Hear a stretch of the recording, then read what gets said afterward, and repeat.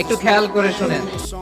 আচ্ছা মা, তুমি প্রতিদিন ডাল ভাজি রান্না করো কেন? প্রতিদিন মাংস রান্না করতে পারো না?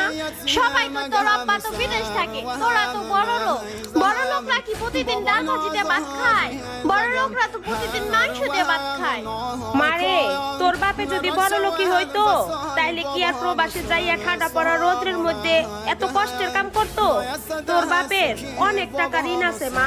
শুক্রবারে মাংস রান্নুনে, তখন মন বইরা খাইস। আচ্ছা মা, আমার আব্বু কি দিয়ে ভাত খায়? জানি না রে মা, পচা বাসি পান্তা যখন যেটা পায় তখন ওইটাই খায়। অনেক কষ্ট করে তোর আব্বু, বেতন অনেক কম পায়। বেশি বেশি খাইলে তো দেশে টাকা পাঠাইতে পারবো না। এর লেগা তোর আব্বু ভালো ভালো খাইতে পারে না রে মা।